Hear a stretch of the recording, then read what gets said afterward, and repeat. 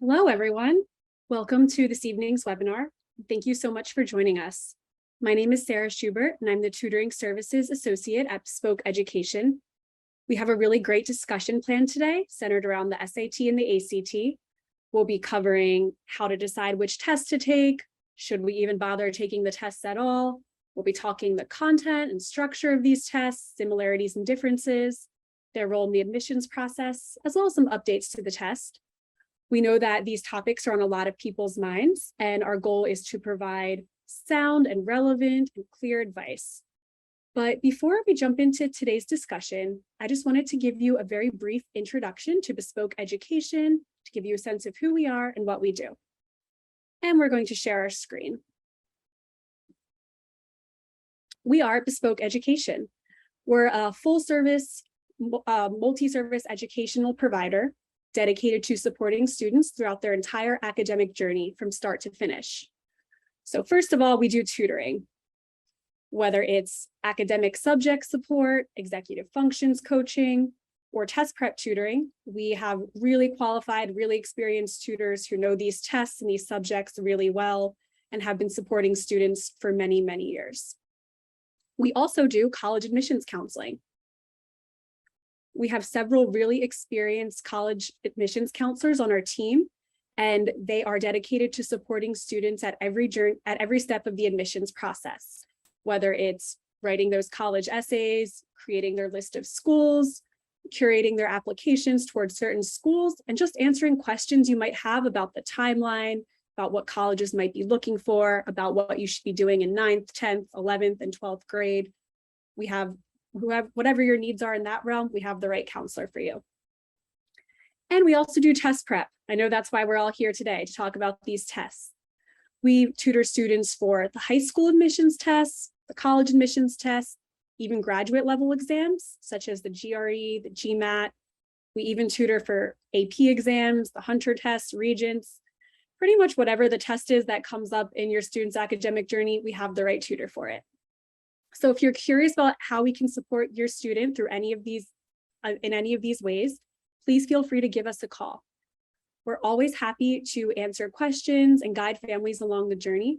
We have several associates who are just love to have these conversations with families. These calls are complimentary. We're happy to answer your questions. And Maya has posted our contact information in the chat. Thanks, Maya. I'm joined today by two of my colleagues, Ida Ohayan and Maya Bespoke, and I'm happy to introduce them. Maya and Ida, could you tell us a little bit about your experience and what you're working on with students these days? Yes, thank you, Sarah. Hi, everyone. My name is Maya Bespoke. I have been working at Bespoke for about 3 years now, and I have a couple different roles here. I am the webinar director, so you may have seen me in past webinars behind the scenes or in front of the camera, and that's been really fun and a great way to get to reach more families and different communities and get good educational content out there for you guys. And I started at Bespoke doing test prep, doing SAT and ACT tutoring and classes, and that's still a lot of what I do. And I really love it. I think my favorite part about working with 10th, 11th, and 12th graders on ACT and SAT prep is that we're building skills together that are highly applicable, not just for college, but in the moment in their classes in high school. And it's very cool to watch them gain confidence and mastery of math skills, reading skills, and grammar skills as we work on these tests. So I'm really happy to be here. Thanks, Maya. Hello, my name is Eden. I've been with Bespoke for 5 years now, and I work with students on all types of standardized tests, from the middle school test, the SSAT, SHSAT, and IC, to the high school test, the SAT and ACT, what we're here to talk about today, as well as some AP tests and the tests students might take in college, including the GRE and the GMAT.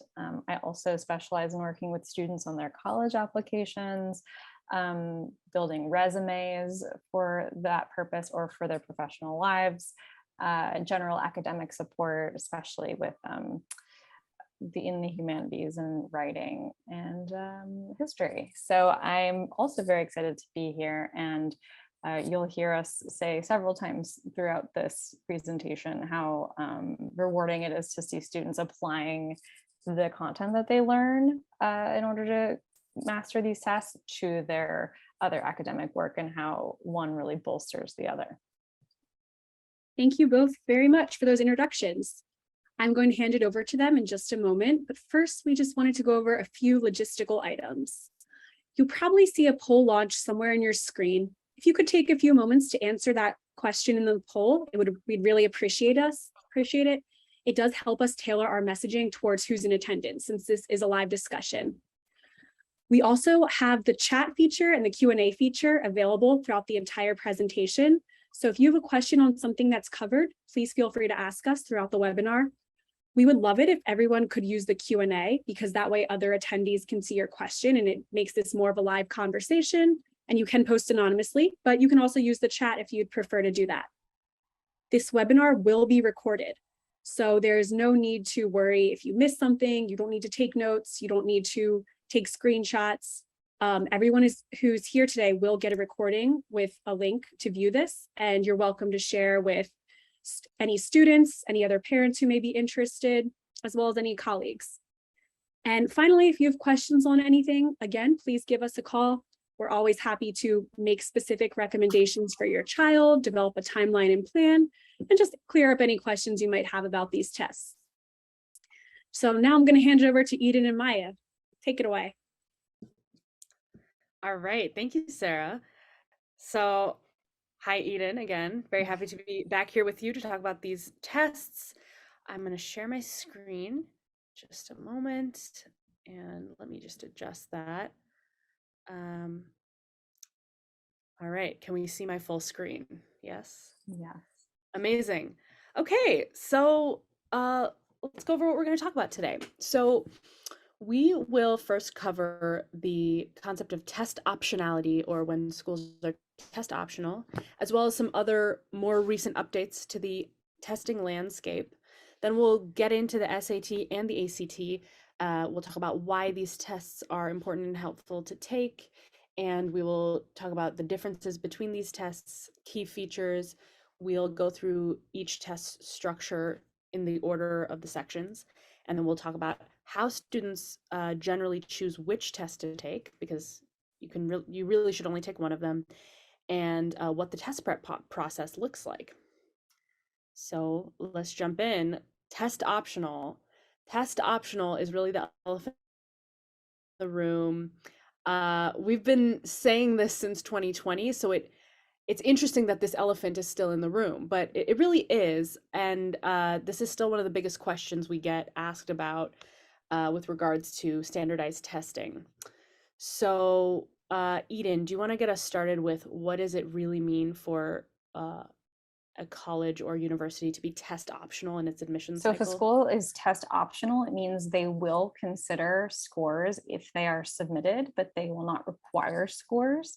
And I think it's very important to distinguish it from test blind, which means that schools will not consider scores at all as part of their admissions criteria. So test optional basically makes it easier to apply, but not necessarily easier to get in. I think NYU in the last admission cycle was a good example of that, because the barrier to application was lowered by not requiring these tests. We saw more students applying. The admission rate fell, but if you actually looked at the percentage of admitted students who submitted these test scores, it was very high. So just because a school is test optional doesn't mean they won't consider scores if you send them. Yes, test blind does mean that they will not consider scores. And there are only a handful of schools who are test blind, and those schools actually have historically been test blind. So yeah, Eden, would you want to expand on that a little as well? Yeah, we haven't seen this really as a trend in the pandemic, schools going test blind. I think the most notable example is the University of California school system. I was about to say the UC school system. I'm from California, so I'm very used to referring to it that way. But yes, so that's, I think, the most notable example. But we also have seen in recent times the return of some schools who went test optional during the pandemic, returning to requiring tests for admissions, including MIT and Georgetown. They now, despite waiving the requirement previously in the pandemic, are requiring students to submit those scores unless the students have undergone exceptional circumstances. So if there is a change to a big school, we will know about it in advance, and we will communicate that information to our students. But I think it's safe to say that schools like Harvard or Yale are not going to go test blind anytime soon. Yes, exactly. Thank you. And yeah, there are many admissions unknowns in the upcoming admissions cycle.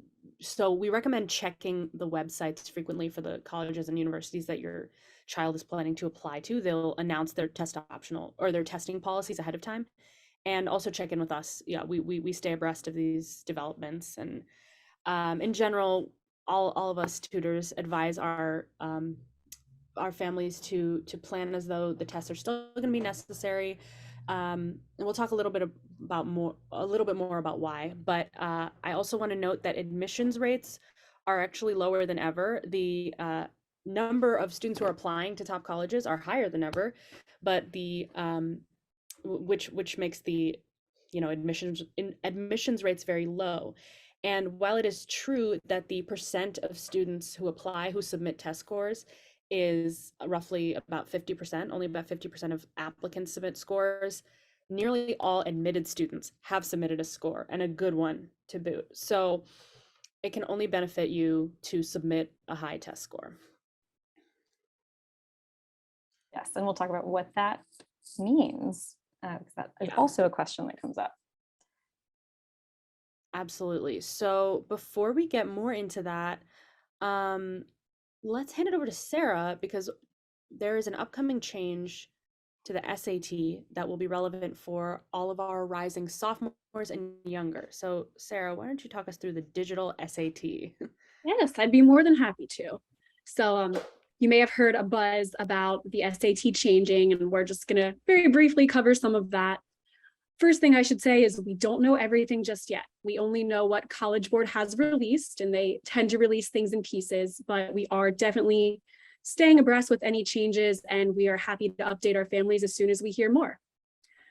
So here's what we do know. First of all, the timeline. As Maya said, this change will impact rising sophomores and younger. So if you're the class of 2025 or younger, you will see this newer version of the SAT. If you're a rising junior or a rising senior, which I saw we had a lot of those in attendance, then this does not affect you. You'll still be taking the older version. So what are these changes I'm talking about? Well, first of all, digital. So the SAT is going digital. That means students can take this on a computer or a tablet or an iPad, still in a proctored testing center, probably at a school or another testing center. Students will not be taking this test at home, as far as we know, but it is digital. And perhaps the most exciting update is that it's shorter. So as opposed to 3 hours, which is what the SAT is currently, it's getting reduced to 2 hours and 14 minutes. And part of the reason for that is that it's adaptive. And what I mean by adaptive is that a student's performance on the first module for both reading and math will impact the level of difficulty for the questions in the second module. So not all students will see the same questions. It depends on your performance in the first module.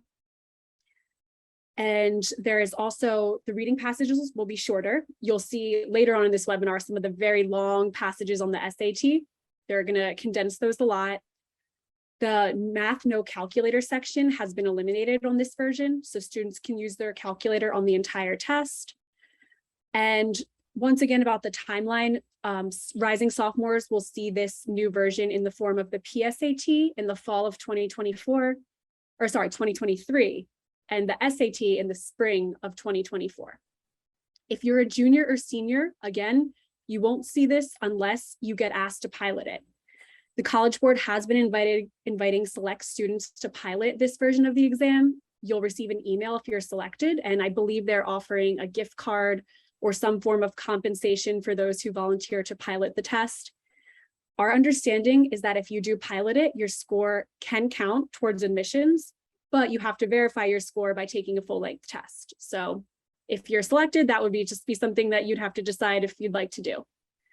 Again, we will continue to update families and students as we hear more, but that's what we know for now.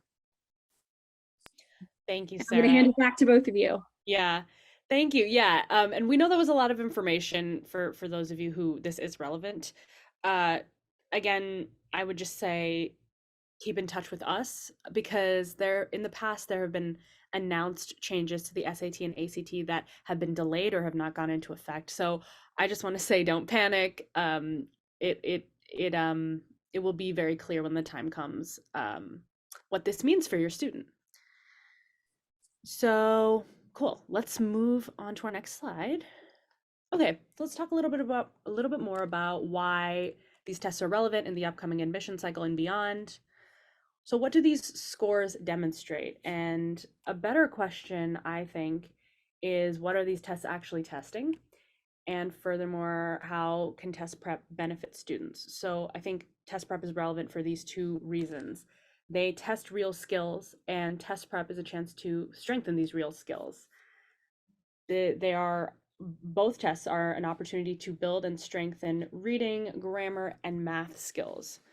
So they are testing real reading, and if your child is an experienced reader, a strong reader, if they like reading, they will inevitably have a leg up on both of these tests. And with that in mind, if you have a younger student at home, a younger sibling, maybe a 6th grader, a 7th grader, and they don't do a lot of reading on their own, now is a great time to start reading for fun, reading everything they can get their hands on. Both of these exams, even though there are math components, at the end of the day, both of these exams are reading comprehension tests. And they are of course also testing actual math, and it's a really great chance to review all the math fundamentals one-on-one with the tutor in a classroom or even on your own, which students don't really get the opportunity to do that in advanced high school math courses. Yes, and because it's testing, such a wide spectrum of math, what students need based on where they're coming from varies so widely, and how much work they need to do on math varies widely. So I think it is important to note that it is, I think, worth working with a tutor in the event that you need to learn something that you just haven't seen before, which is the case for nearly all of our students. It's not just review, it's also kind of learning math content that wasn't prioritized in a given math class.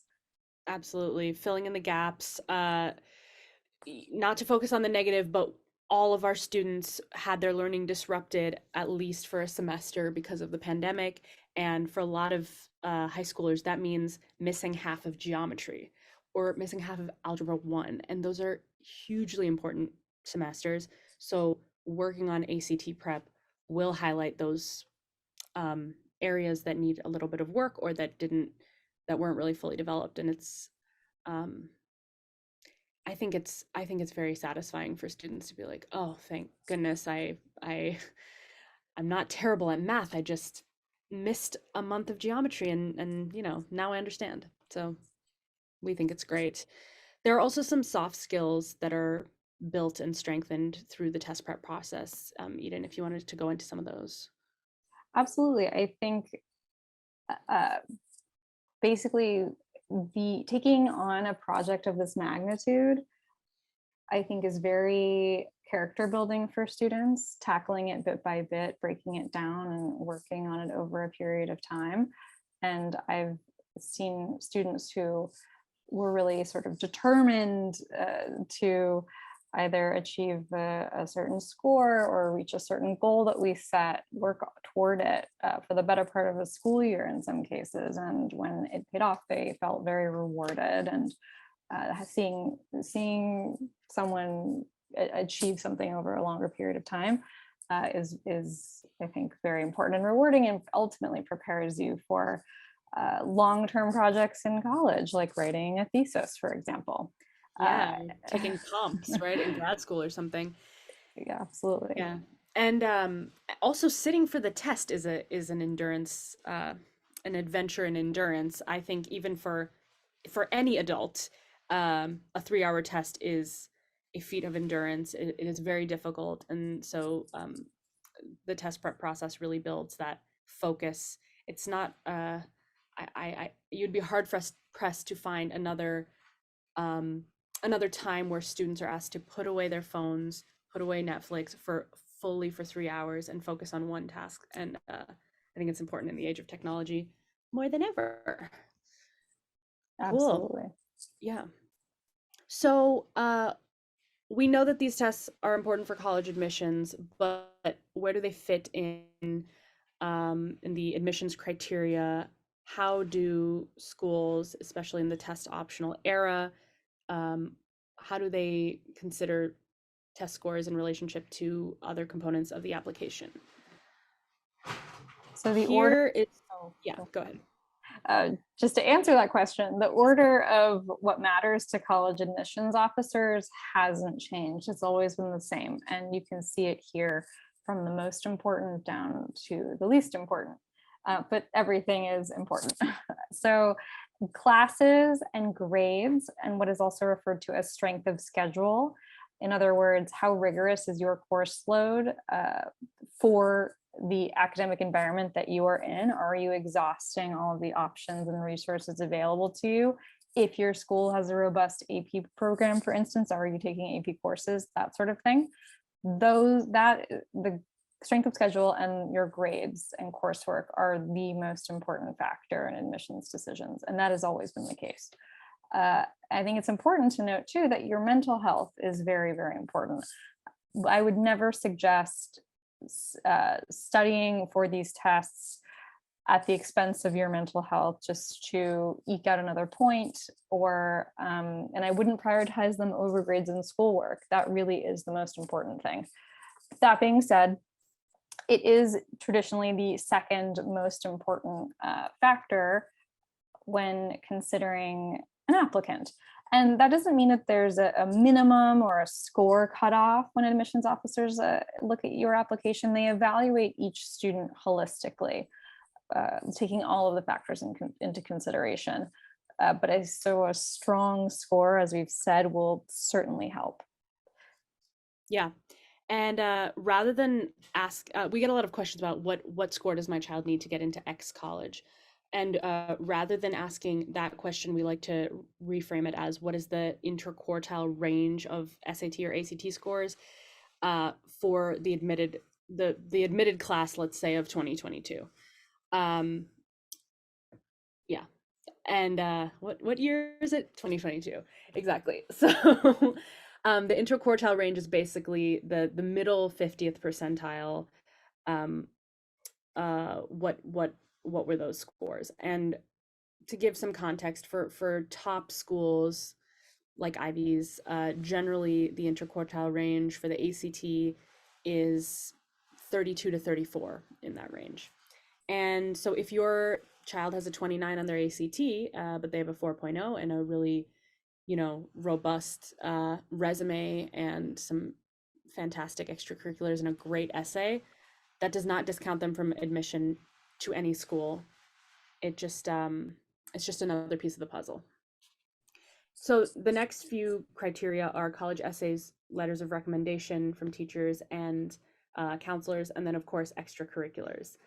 And it is worth noting that extracurriculars are also technically optional. Just calling back to the test optional question, extracurriculars are also technically optional, but you would never recommend that a student not have any extracurriculars, right?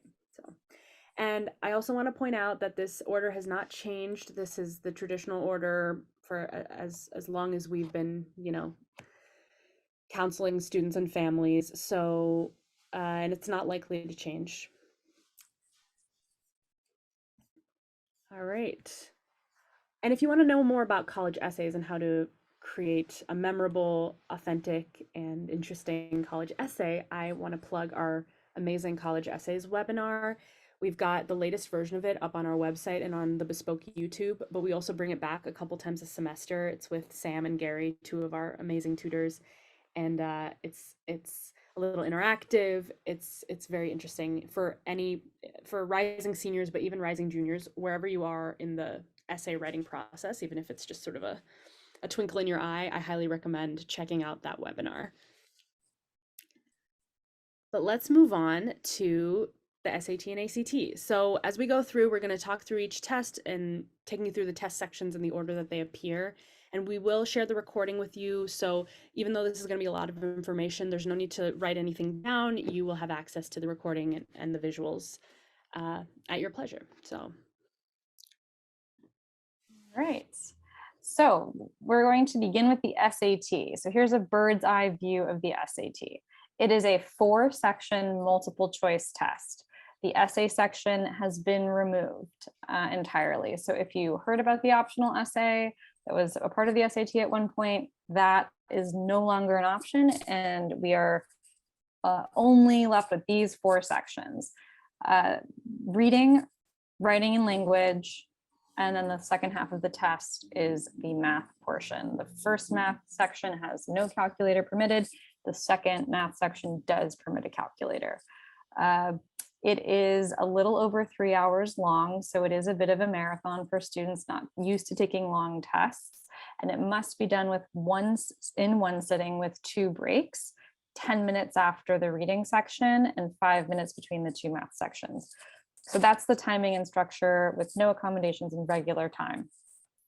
So it's important to note that reading is the longest section across any section of the SAT or ACT. Most students find the reading section to be the hardest section on this test. The reason for that is it is likely, not guaranteed, but likely that you will encounter dense old language. Think writings from the 18th, 19th centuries. Lots of science with science jargon, and there is an absolute need, as we've said, to build up those reading comprehension skills. So for those 2 reasons, the level of the language and the sheer duration, it tends to be the most troublesome or challenging for students. But I try to reframe it for students to make them see it as the most fun section, because this is the readings and articles that you encounter are likely on topics that you've never heard about before. So I like to encourage my students to see it as, hey, what are the new things I'm going to learn about today that I haven't encountered before? So if you can get yourself interested in what you're reading, it'll be a lot easier. And as I said, there tends to be at least one old passage. When we get more into the reading section, I'll explain where that can come up. The writing and language section is the second portion of the evidence-based reading and writing portion. I think is the most learnable section of the test. Once students start to learn grammar rules and punctuation rules, which sadly have been overlooked in curricula these days, the path to the right answer becomes clearer rather than feeling like they're guessing. And it's more like 2 + 2 = 4 and less abstract. So going into the math, I'd say students tend to feel the most pressed for time on the no calculator section. You can see here you have 25 minutes to answer 20 questions. There's not very much geometry on the SAT at all. It really focuses on algebra concepts, as well as some data analysis and statistics concepts. So now we can get into talking about the structure or the scoring. The way that the SAT is scored is that you are given a scaled score for each of the 2 main sections, the evidence-based reading and writing and the math. And the scaled score range is 200 on the lowest end, 800 on the absolute highest end. And that scaled score corresponds to a genuine bell curve where you see, which necessitates people at either end of the curve. Fewer people are on the extreme ends, and most people's scores are clustered in the middle. And so your scaled score, what's more important is the percentile it corresponds to, which we'll get into in a minute. but you get a score from 200 to 800 on each subsection or on each section, and then they are added together to get your composite score, which is anywhere from 400 on the lowest possible end to 1600 on the highest possible end. So that's important to keep in mind. The math is half the score because the two subsections just get added together. It's also worth noting that there is no wrong answer penalty. These scaled scores are based on your raw scores, which are just calculated from how many questions did you get right. There is no docking of 1/4 of a point for wrong answers, which students may be familiar with from the SAT-2s or the subject tests that have been outmoded, and that is not the scoring structure here. So it always, always, always behooves you to guess on the multiple choice questions. So to give you a sense of, I mean, the scaled scores are arbitrary numbers unless you know what percentiles they correspond to. So I want to share some of that with you. The national average on the SAT is a 1060. The 90th percentile starts at around 1390. The 95th percentile starts at around 1410. The 99th percentile starts at around 1500. So I want to dispel this idea that a good SAT score is 1500 and above. I think some students come in with that idea, and that is just not true. As we've said before, a good SAT score is one that is advantageous to you, that helps you get into the schools that you are applying to. So that's going to be different for everyone. But also, if you consider that the 90th percentile starts around 1390, that is a very, very strong score to submit. So the idea that you need a 1550 or 1560 to get into a top school is not true. 1410 is the 95th percentile, then that would be a strong score to submit to any school. Yeah, and if you're not sure if your student, if a school would be a target school for your student, or if it would be a reach, or if it would even be within reach, check out the schools publish their interquartile ranges for their previously accepted class.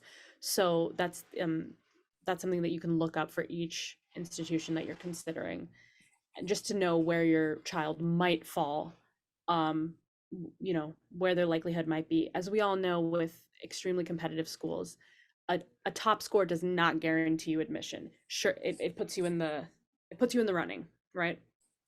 Yeah, cool. Thanks, Eden. I'll hand it back to you. So we're going to dig a little bit more deeply into the SAT here, starting with the reading section. So what you see in front of you is an example of a passage with some questions that correspond to it. Again, it's the leading section. It's the first thing you see, and it is the longest section of either test. You have 5 passages that you are asked to move through. The first one is always fiction. The other 4 are always nonfiction. The order of the last 4 is not set, but you are guaranteed that the first one will be the fiction passage. So the passage types, besides the fiction, are founding documents / great global conversations. These are primary source documents that you might have encountered in your history classes, especially your US history classes, as they tend to be from founding documents around the time of the founding of the United States. Which you can imagine are older documents from the 18th century. So these tend to be older. They don't need to be necessarily. You could get something from the 20th century or even the 21st century, but they tend to skew older. The other passage type is the history / social science passage. This will be contemporary, often excerpted from a periodical. And then the last 2 passage types are natural science. And these are on topics in more hard sciences. This is where you tend to see more jargon come up. And it is 2 out of the 5 passages. So it's 40% of the reading. So the 2 passages that can be old are the fiction passage. You could get something like George Eliot or Gogol or Jane Austen. You're not guaranteed it. And the founding docs / great global conversation, which are those primary source documents. The rest will be contemporary. It is also worth noting that there is a big focus on finding evidence within the passage and being able to locate evidence for claims within the questions on the SAT. That's unique to the SAT. The ACT does not have this component to the reading section. And that's why on the SAT it's called evidence-based reading. So you can see here, question 13 is a straightforward detail question. But question 14, which is paired with it, says which choice provides the best evidence for the answer to the previous question? And you're given some line numbers as options. So it's questions like question 14 that reward students for being able to locate the appropriate evidence to lend support for the previous question. There's also, you'll see throughout the reading section, if you want to go to the next slide, graphs and tables throughout. So that's another way in which students are asked to locate evidence. And to be honest, it's a way that the SAT, when it had its overhaul in 2015, looked more like, made itself look a little bit more like the ACT. It didn't add that science section at the end that Maya will talk about, but instead they sort of just opted to pepper these graphs and tables throughout all 4 sections of the test, including the reading, including the writing and language. So you don't be surprised if you do see some graph questions that go with the passages. You will see one on the social science passage and one on the natural science passages.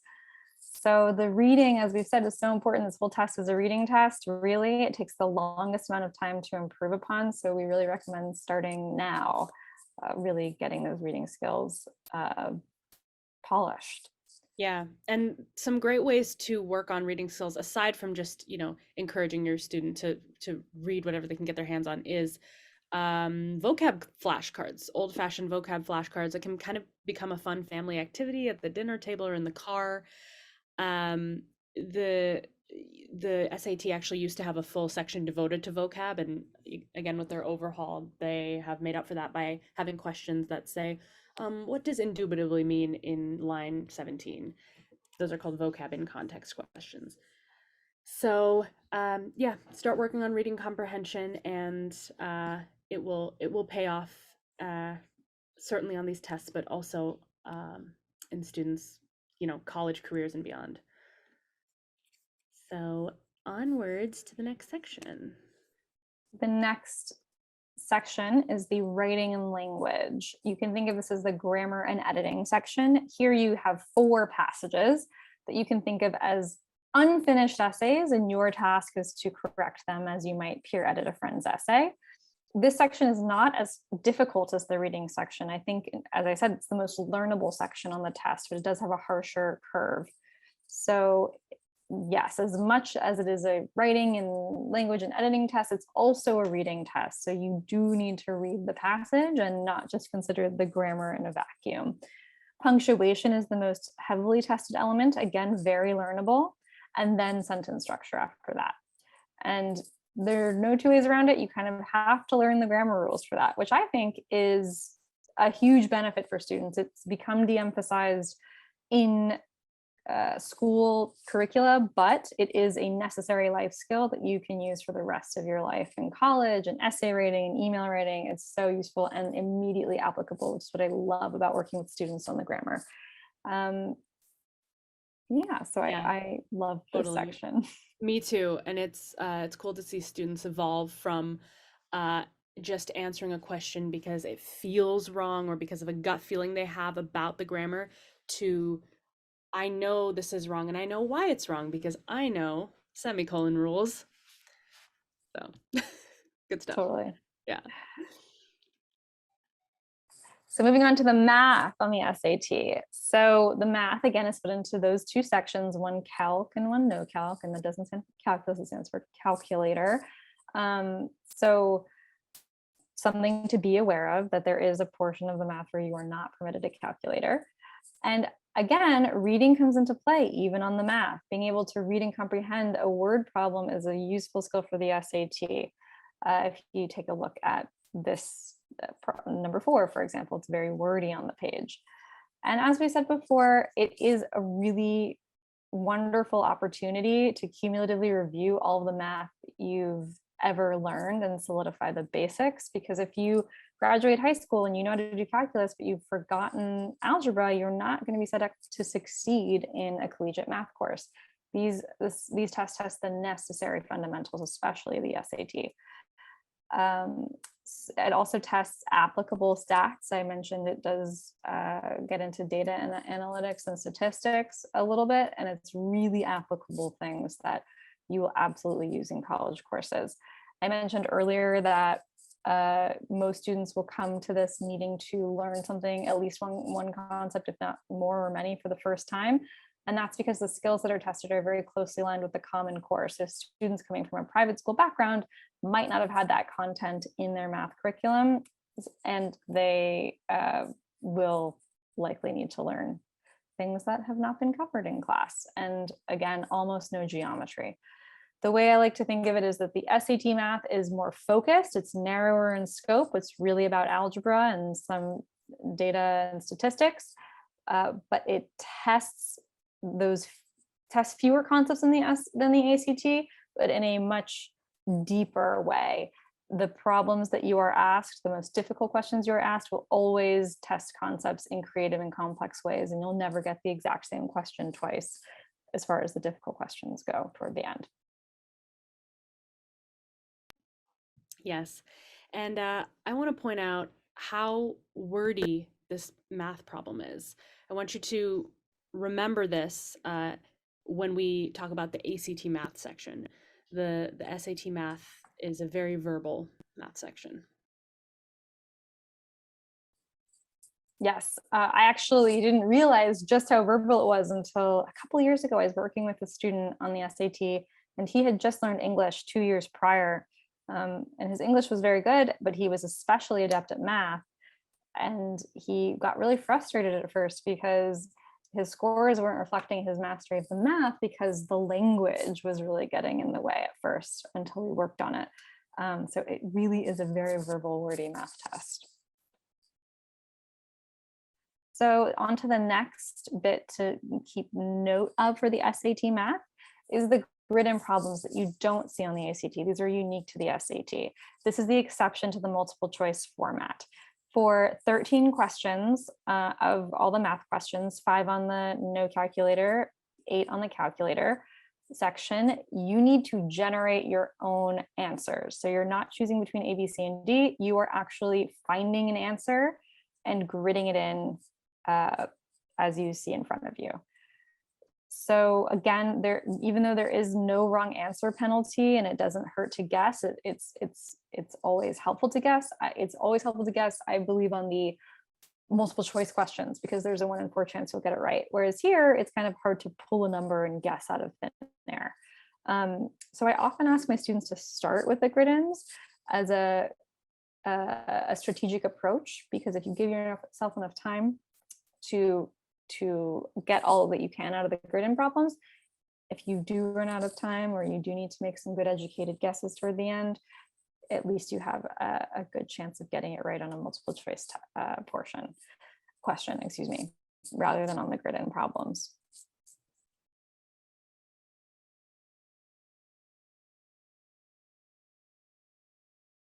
So some key takeaways for the SAT.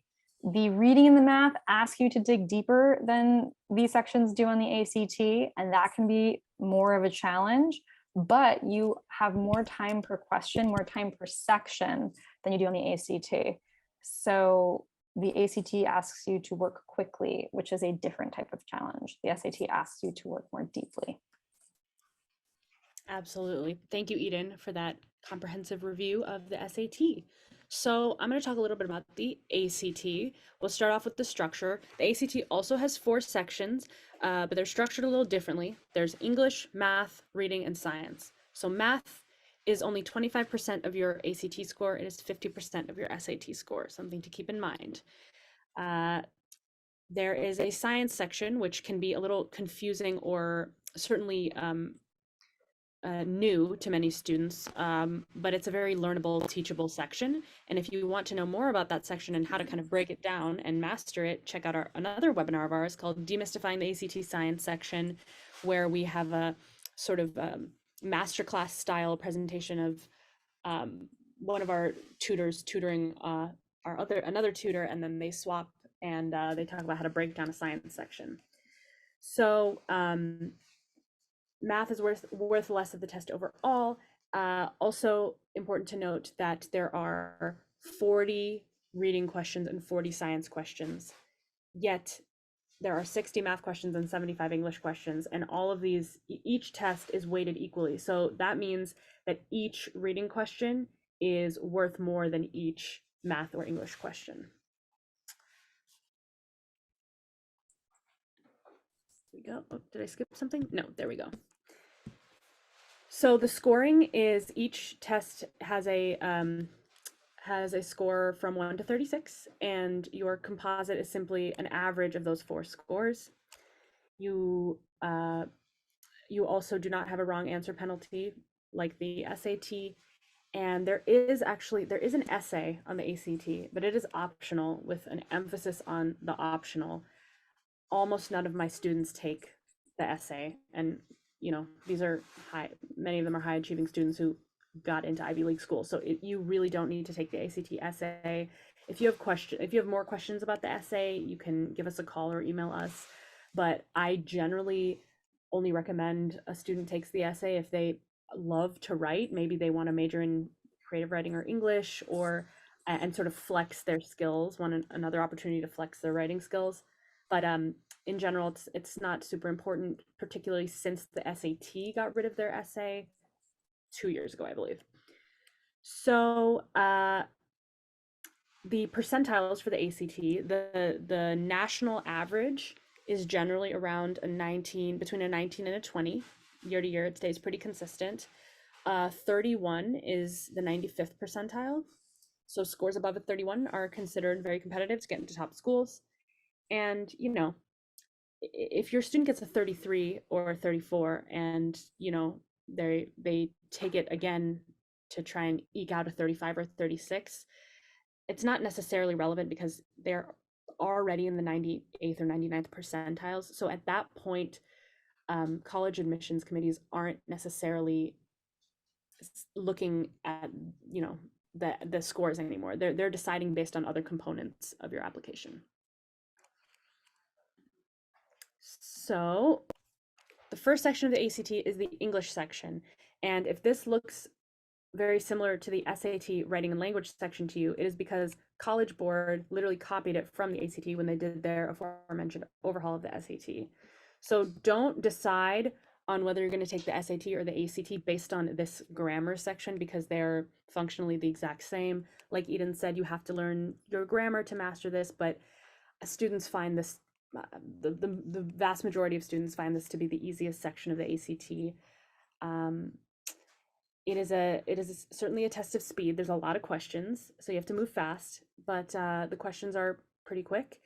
And the level of difficulty on this test has gone up a bit in recent years. So we do recommend, dedicating some time to it, but yeah, it's a fun one. Next is math.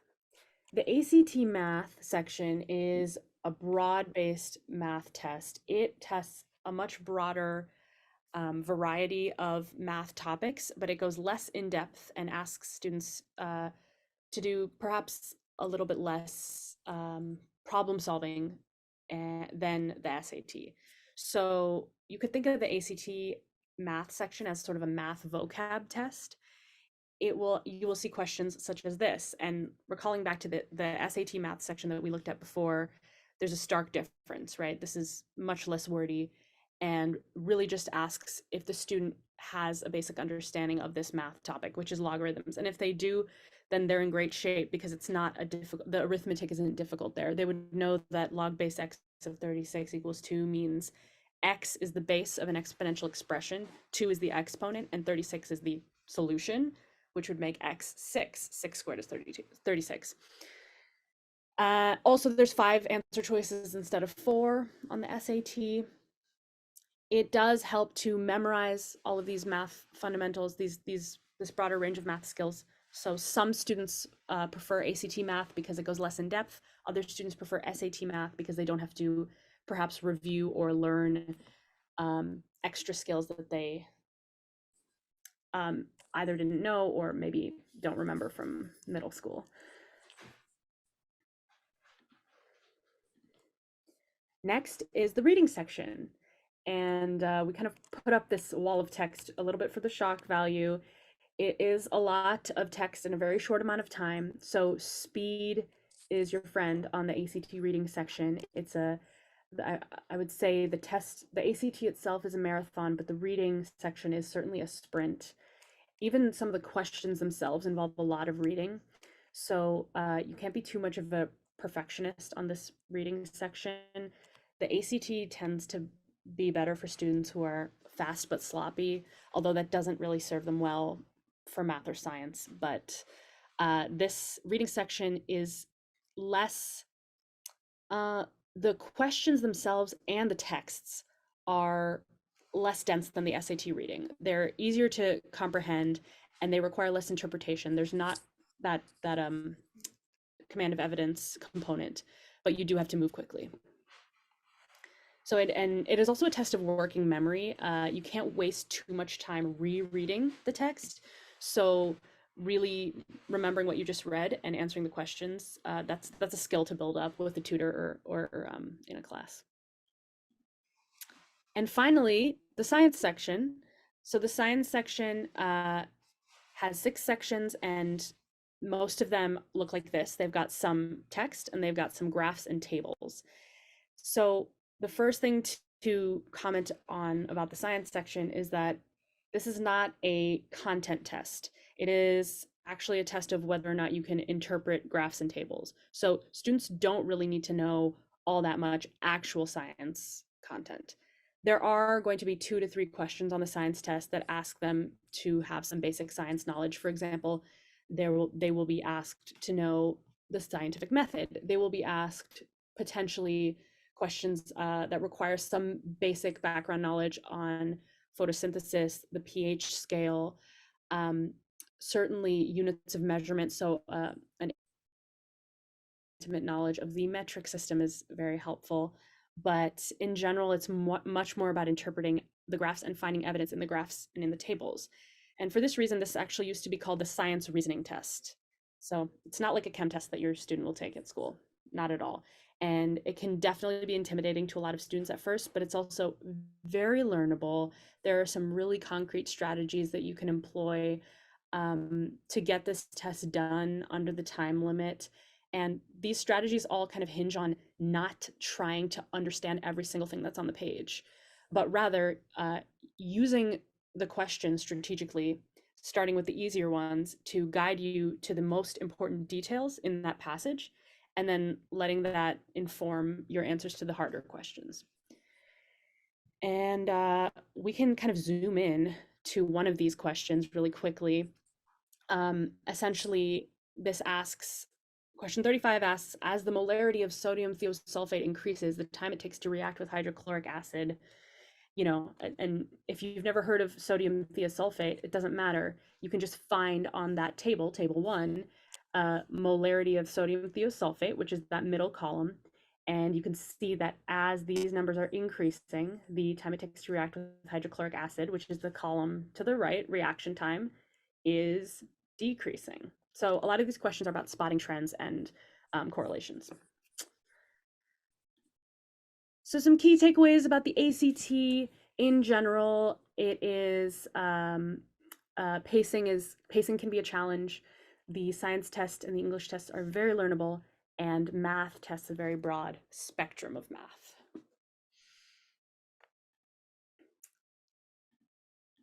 So here's sort of a visual comparing these 2 tests.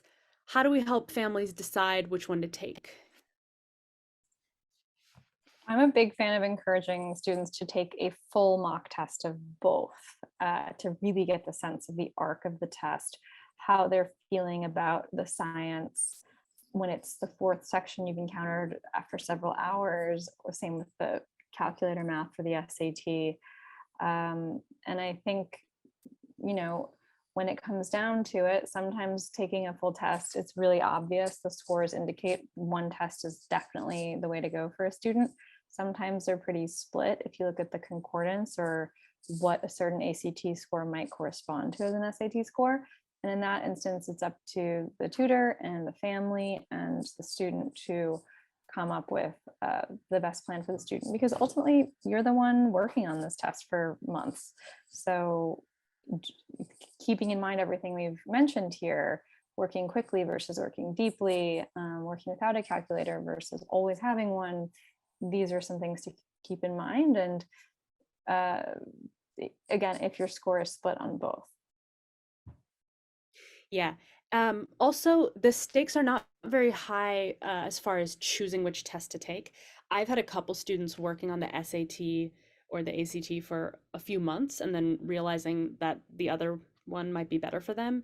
And you just switch, nothing bad happens, and most of the skills built do carry over. You may have learned about matrices for no reason at the end of the day, but other than that, they are both standardized tests, and especially for a lot of our like independent school students who maybe have very little to no experience taking multiple choice standardized tests, that is that skill, that endurance, that's the biggest learning curve. So it's really okay if you commit to one and then switch, feel like you want to switch, and give us a call. We're happy to kind of talk you through all the minutia of that, and help you decide, like Eden was saying, if the calculator aspect is relevant for your student, depending on their needs, their skills, etc. And finally, let's talk about test prep a little bit. So Eden, how do you like to set your students up for success when they're starting out the test prep journey? I always tell my students they should plan to take the test at least 2 times. Most students take it 3 times. The reason for that is to give yourself more opportunities to have a really good day on either the entire test or a certain section. Many schools super score your test scores. So what that means is that they will consider the highest of each section across all tests that you've taken and take that composite score. So, if you get a really high reading on one test, but then on the next test, it might dip a little bit, but your math shoots up, they will kind of consider the highest. Many schools will consider the highest of each section. So giving yourself those chances to really succeed and have a great day is important. And even if you did get a stellar score the first time around and you feel like, great, I hit my target, I always advise students to just take another one when the pressure is off, when you don't need it, because when you don't need it, that's often when you do the best, because there is no pressure to get a certain score. You've already got it in your back pocket. So I think plan it to take it at least 2 times and figure out when the best time to take your first test would be and work backwards from there. The timeline we tell students is generally 3 to 5 months on average. Some students are spending less time. Some students are spending more time. And I also tell them to make a commitment out of it. Really commit to doing the work for these tests. Make it a part of your academic routine. Consistency is the most important element of test prep. My students who had the most gargantuan score jumps from start to finish were the ones who kept it consistent. And it's also important to set reasonable goals and set the right target scores for the right schools, not arbitrary numbers that your friend might have mentioned to you. I think it's also important to think about where you're taking these tests. Some states, New York State, for example, does not currently have a February ACT offering or a July ACT offering. So you might want to think about Connecticut or New Jersey if July is the time for you or February is the time for you. And always reserve your seats early. There's no penalty, a score penalty to cancel if you don't need it, but the seats fill up really quickly. So I tell students, get the seats, register once it's available. If you need to cancel, you can always do so. And I'd say this is relevant for some of our 10th graders, but in 9th and 10th grade, I think it's a time to really focus on your foundations, those reading and math skills. If you see an issue or a challenge with one of those 2 things, you have time to really do something about it, do something about it early. 'Cause it's hard to make a big change in 3 to 6 months. Absolutely. Thank you, Eden. Couldn't have said it better myself. Yeah, please do give us a call if you're not sure what's right for your student or if you just want some guidance going into this process. The calls are free and they don't require any sort of commitment to working with us, but Sarah and Peter and our team are more than happy to chat with you about what's next for your child. So, yeah. So thank you so much, Eden. Thank you, Sarah.